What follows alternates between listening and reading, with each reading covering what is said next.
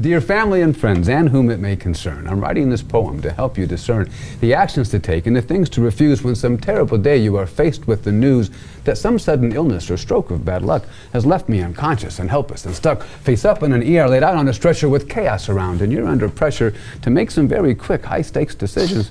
I want you to feel you at least have a vision of what you can do, so you'll know in your soul that you've done what you could with what's in your control. But what? There are so many things that could happen to me, from some normal disease to a strange tragedy. I could be shot, stabbed, or bombed by a crazed mass attacker. Or I could do something as simple as choke on a cracker. I've done that. If I were much older or already quite sick, I'd review what I do when I don't want right quick.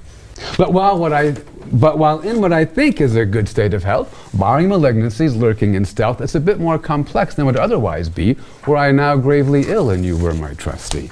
If I suffered already some known bad condition like terminal cancer, for which a physician had given a very poor, sad, short prognosis, like bile duct tumor or gliomatosis or PPMS or an end-stage cirrhosis, I'd choose my own plan for my own diagnosis. If my heart were about to give out and I knew it, I'd save you this trouble and write my way through it. I'd sit down with my doc and she'd sit down with me, and we'd write out the orders for all docs to see. It would be what is known in most states as a post form. In our Commonwealth, we call it a most form. We'd talk about tubes for food and hydration, for breathing and peeing and resuscitation. She'd find out when I'd want to be hospitalized, and without much ado, it would be finalized. After all of my preferences I have confided, and my doc has checked off all the things we decided to make clear what I do when I don't want provided, we'd print out both pages, one sheet, double-sided. We'd sign with a pen in blue or black ink, and the paper would be Astro Bright's Pulsar Pink. Pajam! But that's not how it is, nor how it may be when someday you stand looking down sadly at me.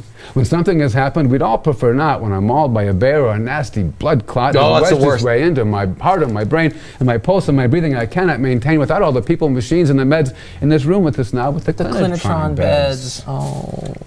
At this point, you're proxy, and I am unable to speak or write because I am unstable. What I advise now is you try to stay steady. They'll understand here that nobody's ready to see what you'll see and to hear what they'll say. You'll need to stay strong to get through this day. Word. In these first hours before they know much, there's no need to talk about hospice and such. I want pretty much everything under the sun to keep me alive till assessments are done. But that's where it gets hard. Those assessments are key to know well exactly what's happening to me. You remember, dear Julie, from your nursing classes, I'm sorry, I got to stop. My wife's name is Julie, by the way, and I forgot to mention that, and she's a nurse. She's a nurse, too? And she's been working in home care for about 20 years or so as well, so she's been out of the acute space for that period of time. How dare you personalize this? She's my healthcare proxy. Beautiful. So I'm sorry, I got to go back. Yeah. You remember, dear Julie, from your nursing classes, and know things are bad when they mention blood gases. When they work fast but talk to you slow as molasses to tell you my PCO2 count surpasses the level at which any life can sustain, and they've just placed a catheter in a large vein, and they tell you inserting a tube down my throat and pumping in air is the best antidote to whatever initial test tell them assails me. Let them do it, but know that it won't cure what ails me.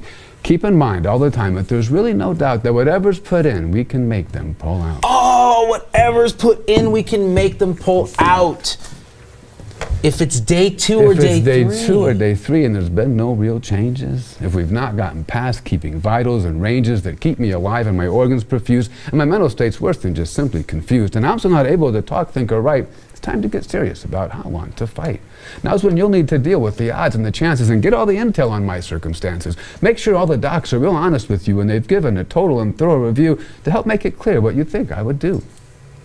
If there's a good chance I'll emerge from this coma with nothing so bad as a limp or a stoma, then tell them to go ahead with their bad selves and flitter on me like magical elves and poke me and prod me and turn me about and shove in more tubes from my tail to my snout. Hallelujah.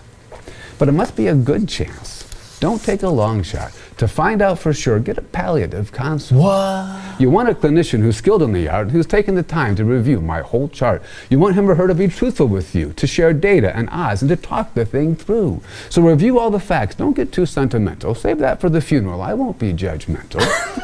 If the life that I lived is now fully behind me, that's what I want in the end to define me. I don't want the memory of me recalled as an oblivious lump with devices installed, and I damn sure don't want all the money I've saved to be spent on my trip from this bed to that grave. I'd rather you have it, the kids and their spouses. If Bernie had one, it could help them buy houses.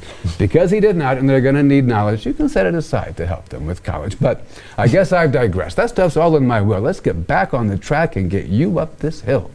If the odds don't look good, please don't grasp at faint straws. Tell my kids, friends, and mother, and my in-laws to gather, and just for a moment, take pause. Tell me you love me, give me a kiss. Have them turn off the things that buzz, whirl, and hiss. Have the nurse give me meds to make sure I feel good, and pull the tubes out knowing it's understood that you were first rate. In a tough situation, you have only my love and my firm affirmation, and my trust you've performed, as in past situations, in a way that exceeded my best expectations.